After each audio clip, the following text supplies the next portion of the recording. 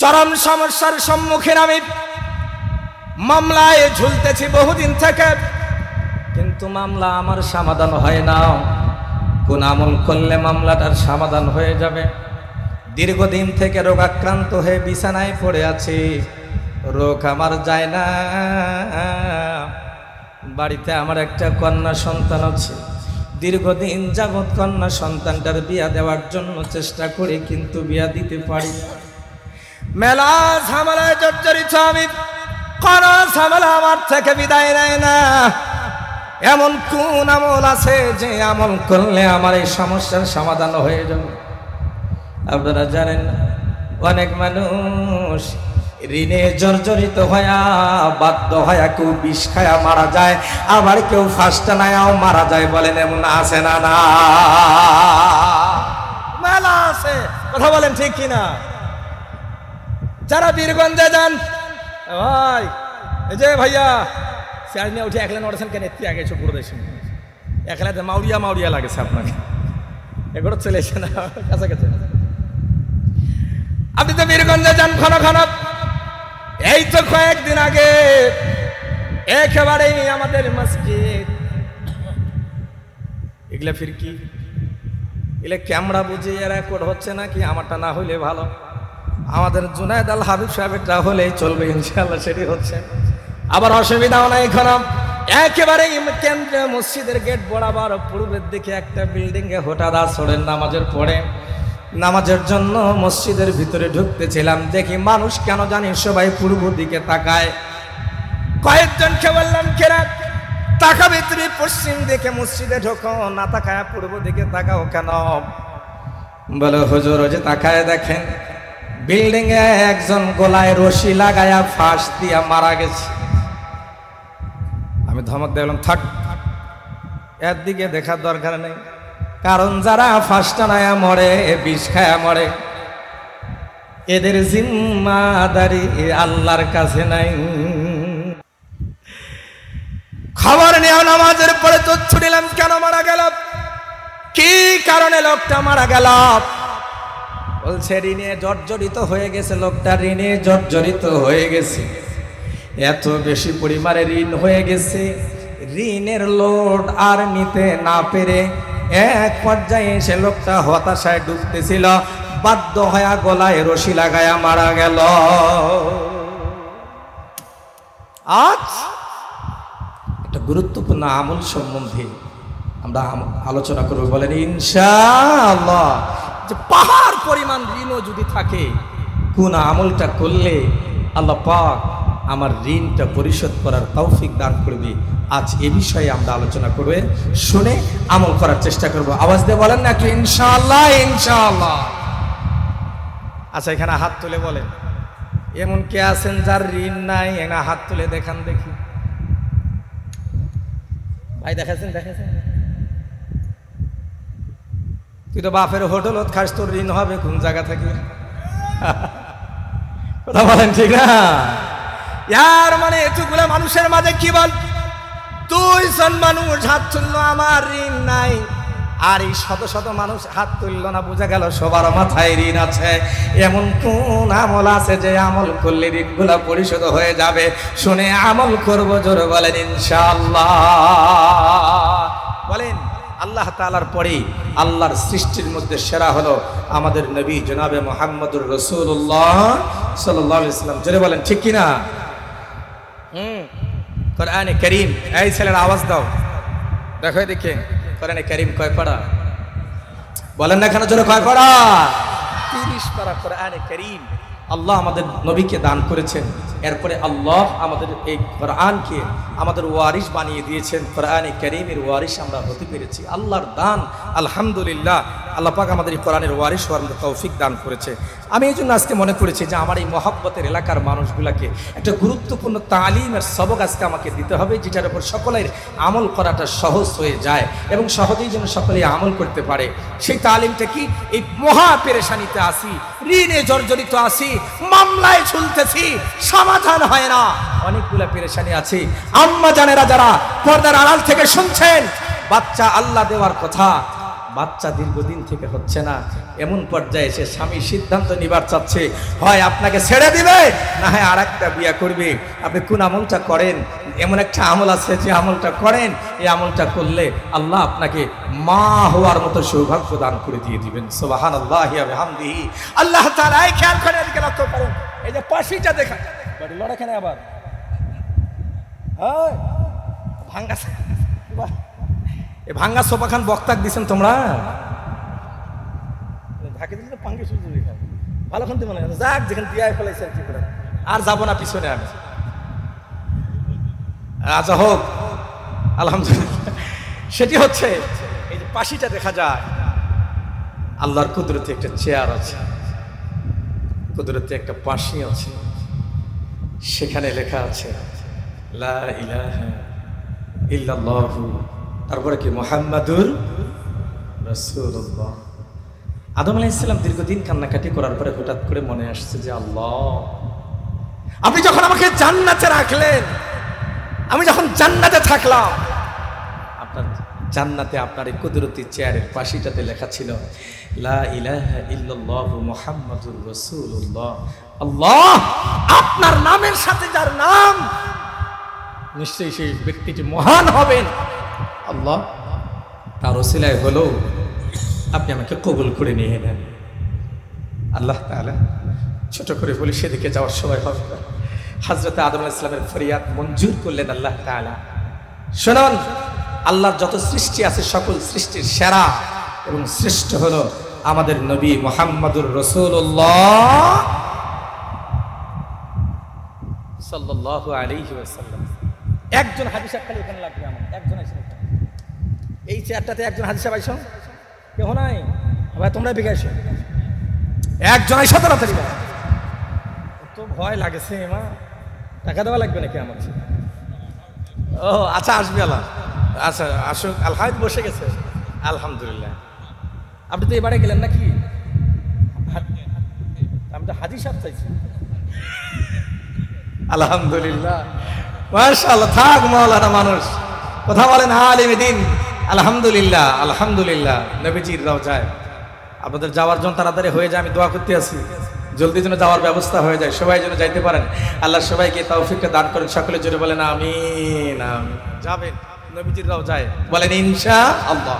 আর ডান পাশে তো হাদিস সাহেব আছে আমার দুইজন, কোনো অসুবিধা নাই আলহামদুলিল্লাহ। যতগুলো মাখলুকাত আল্লাহ বানাইছেন তার মধ্যে শ্রেষ্ঠ হলো আমাদের নবী মুহাম্মাদুর রাসূলুল্লাহ সাল্লাল্লাহু আলাইহি ওয়াসাল্লাম। আমাদের নবীর শান আর মান আর মর্যাদা এত বেশি। শোনো, আল্লাহ তাআলা বলেন, শোনো, কুল ইন কুনতুম তুহিব্বুনাল্লাহ ফাত্তাবিউনি ইউহিব্বুকুমুল্লাহ ওয়া ইয়াগফির লাকুম যুনুবাকুম। আল্লাহ বলেন, শোনো ও নবী, আপনি বলে দেন, আপনার কোন উম্মত যদি আমার ভালোবাসা পেতে চায়, ক্ষমা পেতে চায়, কুল ইন কুনতুম তুহিব্বুনাল্লাহ, আল্লাহকে যদি ভালোবাসো তাহলে ফাত্তাবিউনি, আমার অনুসরণ করো, মানে আমি নবীর অনুসরণ করো, ইউহিব্বুকুমুল্লাহ, তাহলে আল্লাহ তোমাদেরকে ভালোবাসবেন, ভালোবেসে ওয়া ইয়াগফির লাকুম যুনুবাকুম, আল্লাহ তোমাদের গুনাহগুলোকে মাফ করে দিয়ে দিবেন। সুবহানাল্লাহ, মাফ করে দিয়ে দিবেন আল্লাহ তাআলা। নবীকে ভালোবাসতে, নবীর ভালোবাসা নাই তো নবীর শাফাত আমাদের কপালে জুটবে না। নবী নাই কিন্তু নবীর আদর্শ আছে না নাই? বলেন আছে না নাই? আছে, এটা আমাদের আঁকড়ে ধরতে হবে। আসুন, কোন আমলটা করলে আল্লাহ তাআলা মুশকিলাত গুলাকে আসান করে দিয়ে দেবে? কোরআনে হাকিমের সূরা আহজাব থেকে তেলাওয়াত করেছে আপনাদের মাঝে। আল্লাহ রাব্বুল আলামিন ডাক দেয়া বলেন, লাকাদ কানা লাকুম ফি রাসূলিল্লাহি উসওয়াতুন হাসানাহ লিমান কানা ইয়ারজুল্লাহা ওয়াল ইয়াউমাল আখির ওয়া যাকারাল্লাহা কাসীরা। আল্লাহু আকবার বলেন। আল্লাহ ডাক দেয়া বলেন, 2025 সালের আজ 6 অক্টোবর, খানসামার মানুষেরা শোনো, আমি আল্লাহ তোমাদের জন্য রেখে দিয়েছি তোমাদের নবীর মাঝে উত্তম আদর্শ, তোমাদের উত্তম আদর্শ তোমাদের নবীর মাঝে আছে। তোমাদের নবীর চাইতে পৃথিবীতে আর কাউকে শ্রেষ্ঠ করে আমি পাঠাই নাই। তোমাদের নবীর চাইতে আর শ্রেষ্ঠত্ব পৃথিবীতে কেউ অর্জন করতে পারে নাই। তুমি যদি শান্তি চাও, ঋণগুলা মুক্ত চাও, তোমার মামলাটা সহজ হয়ে যাক চাও, অসুস্থ মানুষটা সুস্থ হবার চাও, তাহলে তোমাদের মাঝে একটা আমল তোমরা জারি করে নাও। শোনো, তোমরা নবীজির শানে বেশি বেশি করে দরুদ শরীফ পাঠ করো। সুবহানাল্লাহ বলে, নবীর শানে বেশি বেশি দরুদ শরীফ পাঠ করো। আরো ও আচ্ছা আচ্ছা, মোহতামিম সাহেব হুজুর বলছেন আমরা যারা এই টাকা দেওয়ার জন্য এসেছি, কোথায় দেব জায়গা খুঁজে পাচ্ছি না। আগেই যারা ওয়াদাবদ্ধ হয়েছিলাম, আমাদের জন্য মাদ্রাসার অফিসে অপেক্ষা করছে লোকজন আছে, সেখানে মাদ্রাসার অফিসে গেলেই আমরা টাকাটা সেখানে দিতে পারবো সহজেই ইনশাআল্লাহ। নবীজির শানে দরুদ পড়ো। এদিকে লক্ষ্য করো নাকি, আমার দিল চাইছে, অনেক মুশকিলাতের মধ্যে আমরা আছি, আল্লাহ যেন সহজ করে দিন। নবী বলেন, শোনো, আমি একটা হাদিস তোমাদেরকে শোনায় দেই।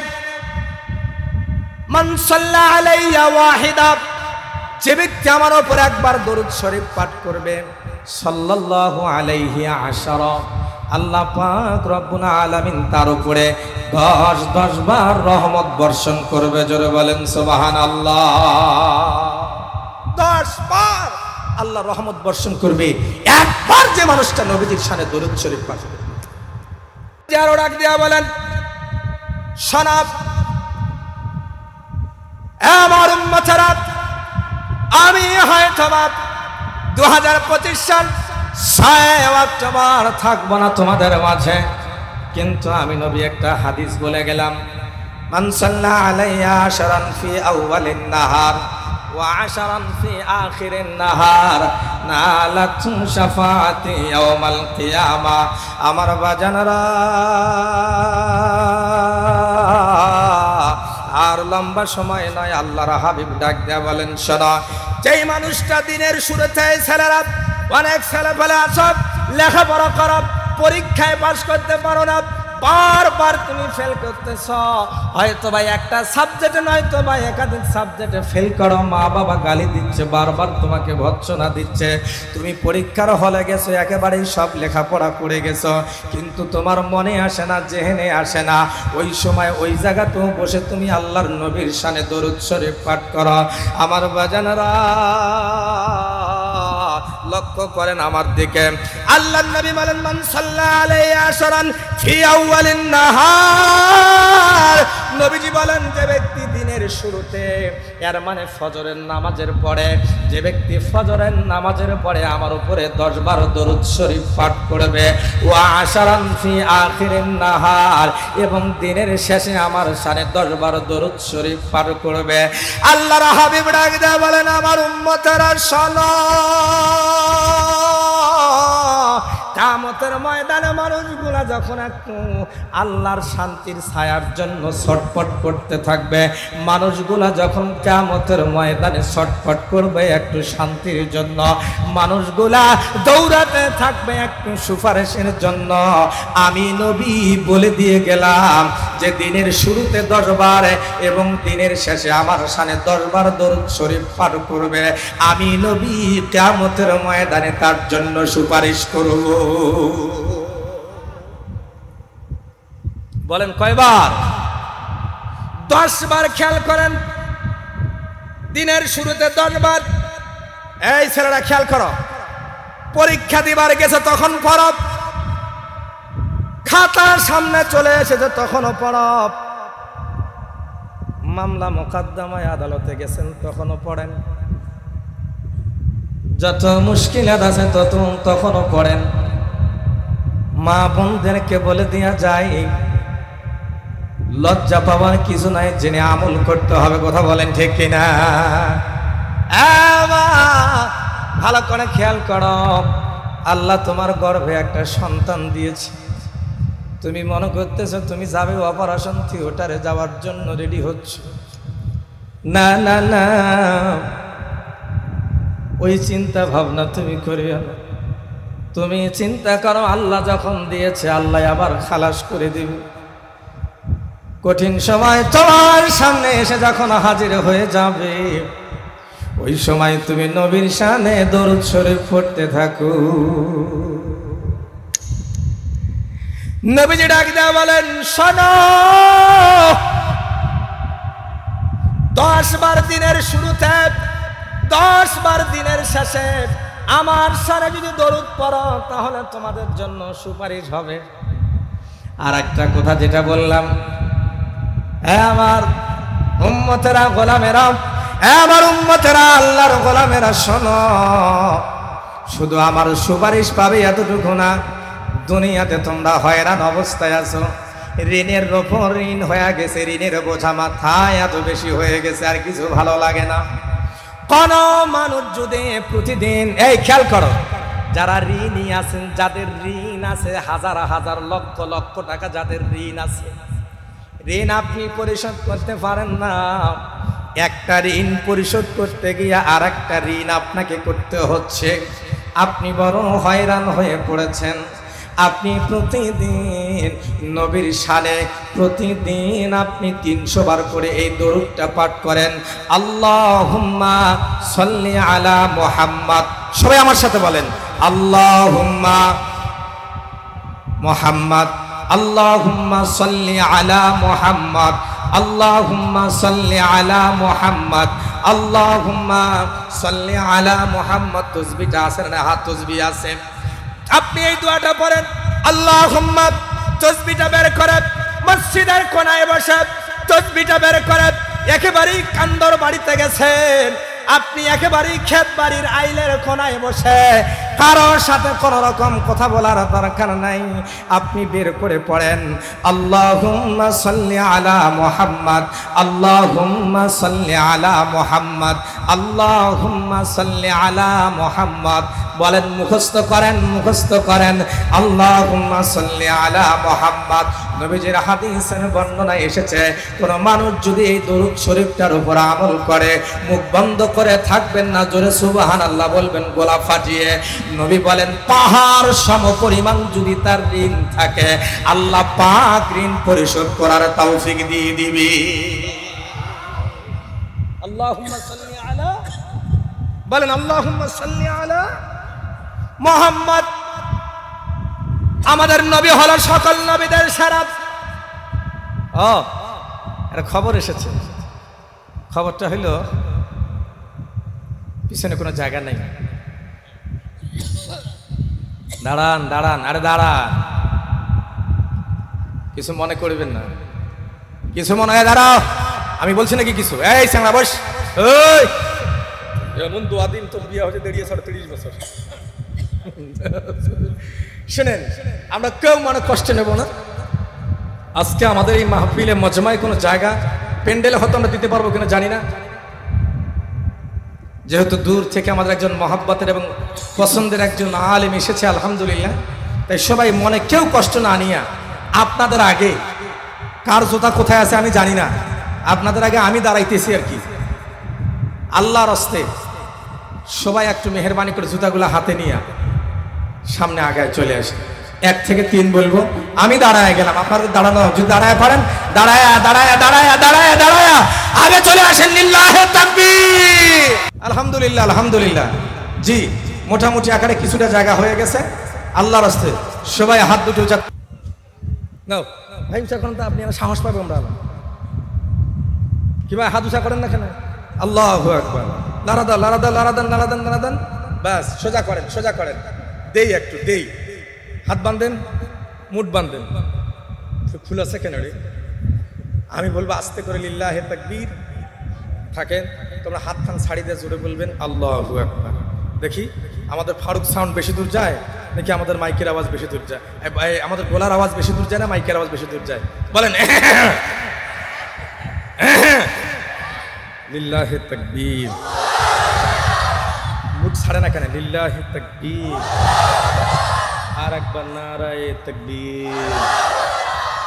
তাহলে আল্লাহুম্মা সাল্লি আলা মুহাম্মাদ বলেন, আল্লাহুম্মা সাল্লি আলা মুহাম্মাদে আমলটা করব। দুনিয়ার সকল সৃষ্টির সেরা হলো আমাদের নবী, আল্লাহর সৃষ্টির সেরা সাইয়্যিদুল আম্বিয়া রাহমাতুল লিল আলামিন। আমার বাজানটা লক্ষ্য করেন, এবার আমার দিকে আর কোনো দেরি নয়। দরুদ শরীফ যে যত বেশি পড়বেন তার আমল নামায় তত বেশি ফজিলত লিপিবদ্ধ করা হয়ে যাবে। যে যাকে যত বেশি ভালোবাসে সে তার নাম তত বেশি নাই। আমার দিকে লক্ষ্য করেন, হযরতে কাব ইবনে উবাই রাদিয়াল্লাহু তাআলা আনহু ডাক দিয়ে বলেন, নবীজি আপনার শানে দরুদ শরীফ পড়ার ফজিলত আমি শুনলাম। নবী গো, তাহলে আমার নফল ইবাদতগুলো আমি যখন করি ওই সময়টার 3 ভাগের 1 ভাগ আমি আপনার উপর দরুদ শরীফ পাঠ করি। আল্লাহর নবী বলেন, যা ভালো মনে করো তাই করো, যত বেশি দরুদ পড়বে তত বেশি তোমার জন্য ফজিলত হলো। এবার সাহাবী আবার ডাক দিয়ে বলেন, ইয়া রাসূলুল্লাহ, ইয়া হাবিবাল্লাহ, নবীজি তাহলে আমি এক কাম করি, আমার 3 ভাগের 2 ভাগ সময়টা আমার দিকে লক্ষ্য করেন। এটা আজকে হাতে যেহেতু নিয়েছি এটা হাতেই থাকবে। আজকে জোরে একটা তাকবীর হবে, লিল্লাহি তাকবীর। আমার ভাইরা, হযরত উবাই ইবনে কাব বলেন, ইয়া রাসূলুল্লাহ, ইয়া হাবিবাল্লাহ, নবীজি তাহলে আমার এই নফল সময়গুলার 3 ভাগের 2 ভাগ আপনার উপর দরুদ শরীফ পাঠ করি। নবীজি বলেন, সাহাবীরে তুমি যা ভালো মনে করো তাই তোমার জন্য, আরো বেশি পড়লে আরো তোমার জন্য ভালো হয়ে যাবে। এবার হযরত উবাই ইবনে কাব ডাক দিয়ে বলেন, নবী গো, তাহলে আমি আর অন্যান্য কোনো আমল না করি, আমার নফল সময়টা পুরাপুরি আপনার উপর দরুদ শরীফ পাঠ করি।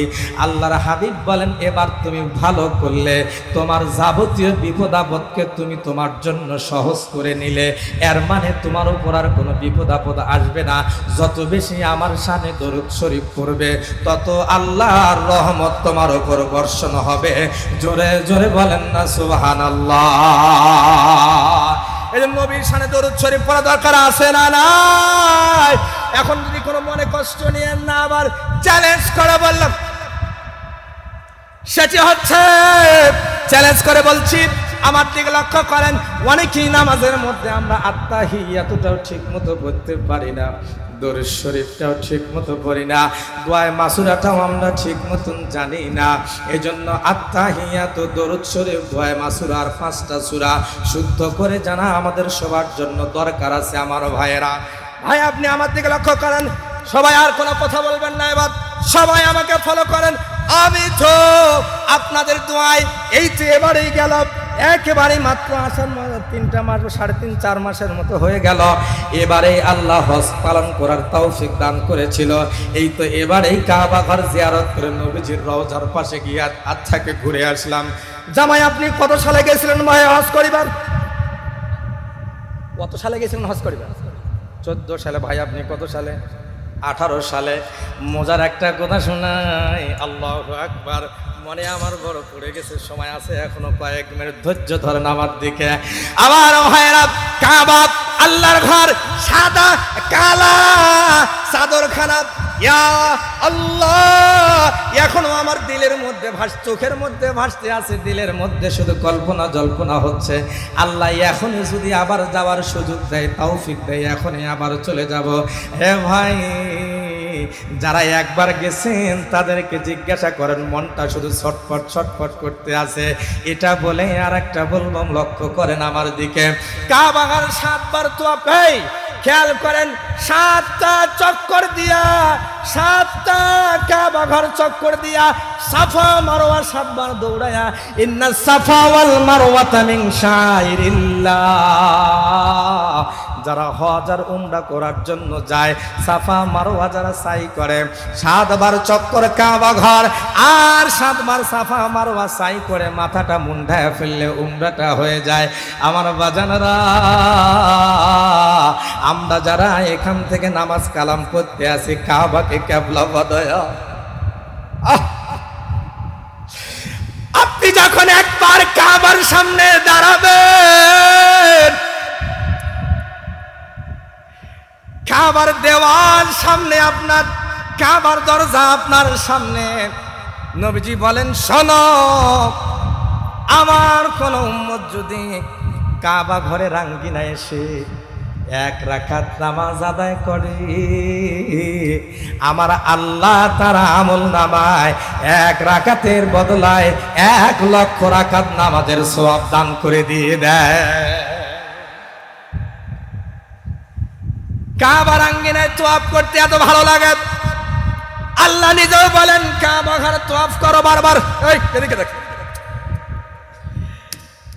হযরতে জগৎ বিখ্যাত ওলি আল্লামা শিবিলি রহমাতুল্লাহ আলাইহি বলেন, আজকের সম্পূর্ণ বয়ানটা, আজকের সম্পূর্ণ কথাগুলো আল্লাহর নবীর শানে দরুদ শরীফ পড়ার কি ফজিলত আর কি লাভ, এটাই আপনাদের মাঝে বোঝাবার জন্য চেষ্টা করছি আমরা। আমার ভাইয়েরা, কাবা ঘর যখন মানুষ তওয়াফ করে মানুষ পাগলের মতো হয়ে যায়, পাগলের মতো হয়ে যায়। মানুষ যখন কাবা ঘরটা ঘুরতে থাকে পাগলের মতো হয়ে যায়, আল্লাহর প্রেমে পাগল হয়ে যায়। জগৎ বিখ্যাত ওলি আল্লামা শিবিলি রহমাতুল্লাহ আলাইহি তিনিও কাবা ঘর তওয়াফ করতেছেন। কাবা ঘর তওয়াফ করতে করতে এক পর্যায়ে তাকায় দেখি একটা ছেলে, একজন যুবক ছেলে মানুষ, সে কাবা ঘরের চতুর্দিকে তওয়াফ করতে আছে, আর সে ওই জায়গার মধ্যে কি বল একটা দোয়াই পড়তে আছে। এর মানে কোনো দোয়া নয়, শুধুমাত্র কেবলমাত্র রাসূলের শানে দরুদ শরীফ পড়তে আছে সাল্লাল্লাহু আলাইহি ওয়াসাল্লাম। বলেন আমার সাথে, সাল্লাল্লাহু আলাইহি ওয়াসাল্লাম। আল্লাহুম্মা সাল্লি আলা মুহাম্মদ, আল্লাহুম্মা সাল্লি আলা মুহাম্মদ। আল্লামা শিবলি রহমাতুল্লাহ আলাইহি বলেন, কিরে বেটা, তোর কি আর কোনো দোয়া কালাম জানা নাই? আমরা যখন কাবা ঘর তওয়াফ করেছি আমরা দোয়া করেছি, রব্বানা আতিনা ফিদ দুনিয়া হাসানাতাও ওয়া ফিল আখিরাতি হাসানাতাও ওয়া কিনা আযাবান নার। আমরা এই দোয়া করেছি। আমরা যখন কাবা ঘর তওয়াফ করেছি, যারা গেছেন তওয়াফ করেছেন, মসনুন দোয়াগুলো আদায় করেছি। ওই ছেলেটা আল্লামা শিবলি রহমাতুল্লাহ আলাইহি দেখেন, যুবক মানুষ একজন, সে শুধু নবীর শানে দরুদ শরীফ পড়ে আর কাবা ঘর তওয়াফ করে। তিনি বলেন, কিরে বেটা, তুমি কি দরুদ শরীফ ছাড়া আর কোনো আমল কি তুমি জানো না? আর কোনো দোয়া কি তুমি জানো না? শুধু কাবা ঘর তওয়াফ করো আর খালি নবীর শানে দরুদ শরীফ সাল্লাল্লাহু আলাইহি ওয়াসাল্লাম, আল্লাহুম্মা সাল্লি আলা মুহাম্মদ, এটাই পড়তে আসো। আল্লামা শিবলি রহমাতুল্লাহ আলাইহিকে ওই সময় ওই যুবক ডাক দেয়া বলে, ওহে আল্লাহর বান্দা, আপনার সঠিক পরিচয় আমি জানি না, তবে এতটুকু আপনাকে আমি বলতে পারি, দরুদ শরীফের মধ্যে আমি যে ফজিলতটা দেখেছি অন্য কোন আমলে আমি আর এমন ফজিলত দেখি না।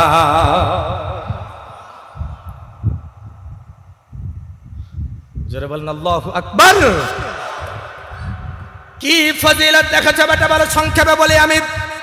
আল্লামা শিবলি রহমাতুল্লাহ আলাইহিকে ছেলেটা বলে, জনাব বাগদাদ শহর থেকে কিছুটা দূরে আমাদের বাড়ি। আল্লাহু আকবার, বলেন আল্লাহু আকবার। জনাব বাগদাদ শহর থেকে দূরে আমাদের বাড়ি। এখন যারা হজ করতে যায় প্লেনে চলে যায়, 6.5 ঘন্টার মধ্যে মক্কা মদিনা চলে যায়। আজ থেকে 100 বছর আগে অনেকেই জাহাজে করে হজ করতে গেছে, নৌকাতে করে হজ করতে গেছে। তাদের জন্য বর্তমান সময়ের শিল্পের একটা গজল গাইছে, দে দে ফাল তুলে দে মাঝে হেলা করিস না, দে দে ফাল তুলে দে মাঝে হেলা করিস না, ছেড়ে দে নৌকা আমি যাব মদিনা, ছেড়ে দে নৌকা আমি যাব মদিনা। যারা বলেন মারহাবা। মদিনায় নবী এলো মা আমেনার ঘরে, মক্কায় নবী এলো মা আমেনার ঘরে, হাসিলে হাজার মানি কাঁদিলে মুক্তা ঝরে। ও দয়াল আল্লাহ যার সহায়, ও দয়াল আল্লাহ যার সহায়, তার কিসের ভাবনা, আমার হৃদয় মাঝে কাবা নয়নে মদিনা। দে দে পাল ছেড়ে দে মাঝে হেলা করিস না, ছেড়ে দে নৌকা আমি যাব মদিনা। লিল্লাহি তাকবীর। আমার ভাইরা, আল্লামা শিবলিকে লক্ষ্য করে সেই যুবক বলে, দরুদের মাঝে আমি যে ফজিলতটা দেখেছি আর দেখি নাই। তাই কি ফজিলত বেটা, জলদি বলো। ওই সময় যুবক ডাক দেয়া বলে, বাগদাদ থেকে দূরে ছিল আমাদের বাড়ি। ভাই হাজী সাহেব, তোমার রুমালটা দাও, রুমালটা খুলে দেন আমাকে, আপনার রুমালটা খুলে দেন আমাকে, জলদি করে রুমালটা খুলে দেন। আমার বাজানটা লক্ষ্য করেন, রুমাল খুলে দেন। আল্লামা শিবলিকে লক্ষ্য করি, যুবকটা ডেকে ডেকে বলে, জনাব আপনাকে চিনি না, তবে একটা কথা বলি, দরুদের মাঝে যে ফজিলতটা দেখেছি এটা আর অন্য কোথাও আমি দেখি নাই। কয় কি ফজিলত দেখেছো, জলদি বলো বেটা। আমি আর আমার বাবা দুইজনে একসঙ্গে হজ করার জন্য বাড়ির থেকে বের হয়েছিলাম। আমার বাবাকে নিয়ে যাহা আমি বাগদাদের মধ্যে এসে পৌঁছে গেলাম। বাগদাদে এসে যখন হাজির হয়ে গেলাম, আমার বাবার শরীরের ভিতরে, খেয়াল করেন সবাই, আমার বাবার শরীরের ভিতরে হঠাৎ করে প্রচন্ড জ্বরের আবির্ভাব চলে আসলো। আমার বাবা জ্বরাক্রান্ত হয়ে গেল। বাবা আমার ডেকে বলে, বেটা রে, আমি আর বুঝি লম্বা সময় হাঁটতে পারবো না, তুমি এখানে একটা তাবু টানায়া দাও, তাবু টানায়া দাও, এখানেই আমি থেকে যাব, আমার মনে হয় আমাকে রেস্ট নিতে হবে। জনাব, আমার বাবাকে নিয়া ওই জায়গার ভিতরে তাবু একটা টানাইলাম। বাবার বেটা দুইজনে আমরা অবস্থান করছি তাবুর ভিতরে। তাবুতে যখন আছি, হঠাৎ তাকায় দেখি আমার বাবা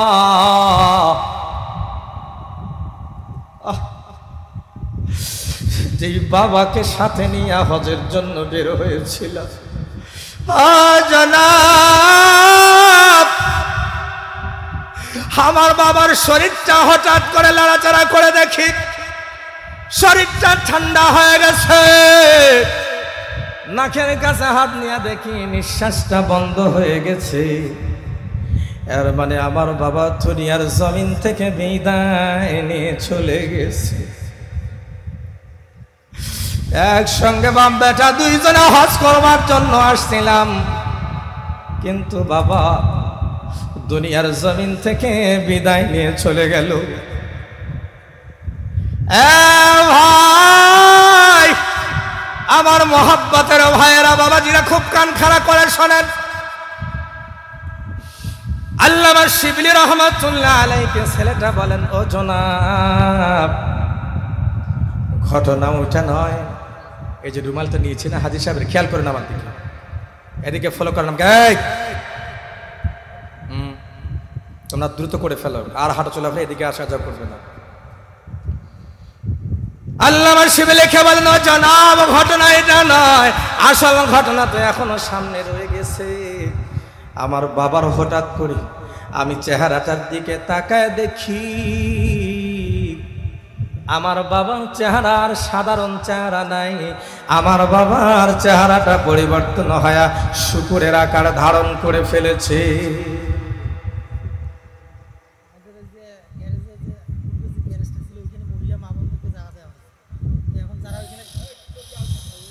সরো সরো, কোনো কাম হবে না।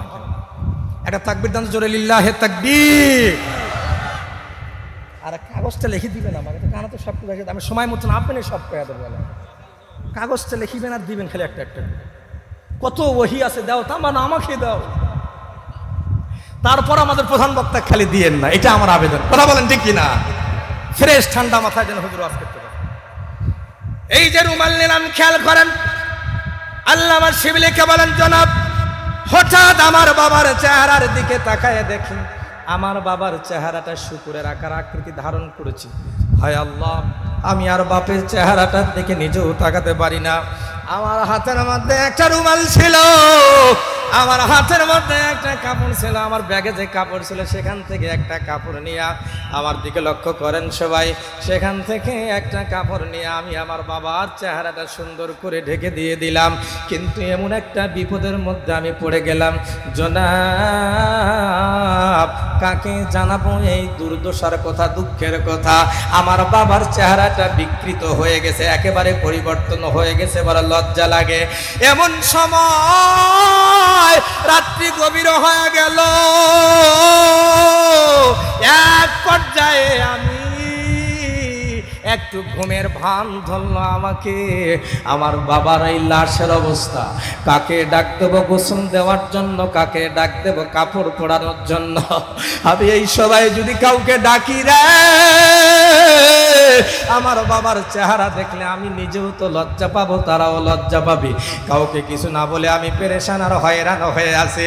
আমার ভাইয়েরা আমার দিকে লক্ষ্য করেন, তাই আমি হয়রান আর পেরেশান হয়ে আছি। এই সময় আমার হাঁটুর দিকে দেখেন, তাকবীর দেন, লিল্লাহি তাকবীর। আমি আমার মাথা হাঁটুতে লাগাই দিলাম, হাঁটুতে মাথা লাগাই দিয়েছি। কোন দিক দিয়ে আমার চোখের মধ্যে ঘুম চলে এসে গিয়েছে, ঘুমায় গেছি আমি। ঘুমায় গেছি।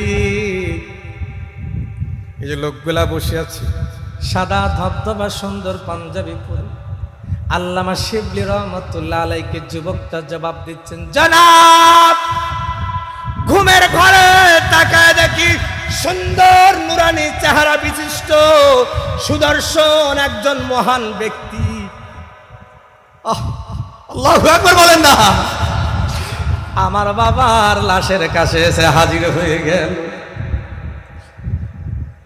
এসে করলোটা কি, আমার বাবার চেহারার মধ্যে যেই রুমালটা দিয়ে ঢাকা দিয়ে রেখে দিয়েছিলাম, রুমালটা সরায়া দিয়া সুদর্শন মহান ব্যক্তিটা আমার বাবার চেহারার মধ্যে হাতটা বুলাইয়া দিল। যাহা হাতটা বুলাইল, মনে হয় যেন আমার বাবার চেহারা দিয়া পূর্ণিমার চাঁদের আলো বাইরে হইতে আছে।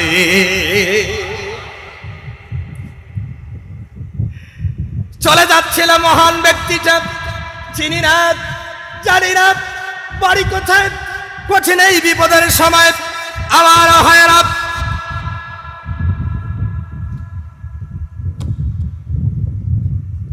আমার ভাইয়েরা খেয়াল করে আমার দিকে। সেই মহান সুদর্শন মহাপুরুষটা আমার বাবার চেহারাটা মুছে দিয়া চলে যাচ্ছিল। ভাই মনে কিছু নেবেন না। যাহা যাইতেছিল তিনি বলেন, কাবার আঙ্গিনায় গল্প হচ্ছে, কাবার আঙ্গিনায় কথা হচ্ছে।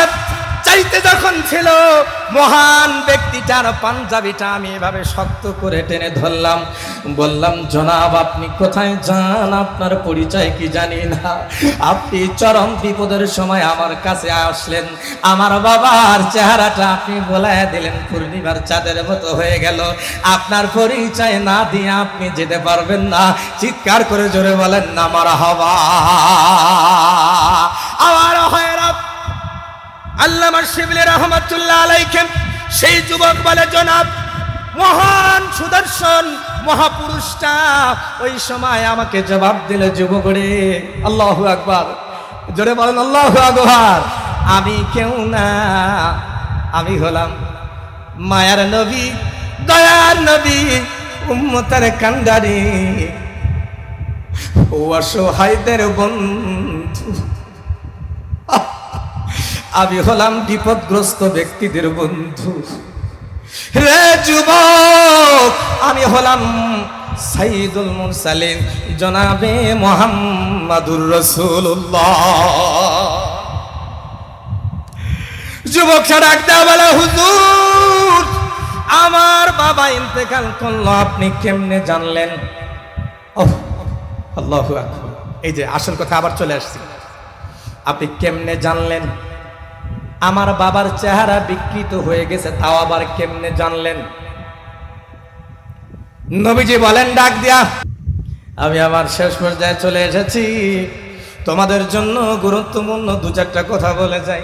সেটি হচ্ছে, কার রঙে সাজাম এই মোবাইলটার মাধ্যমে গত কয়েকদিন আগে পত্রিকাটা পড়ে আমি যেটা দেখতে পেলাম, তোমাদের একটা পছন্দের প্লেয়ার আর খেলোয়াড় আছে, ওর নাম জানি হলো রোনালদো।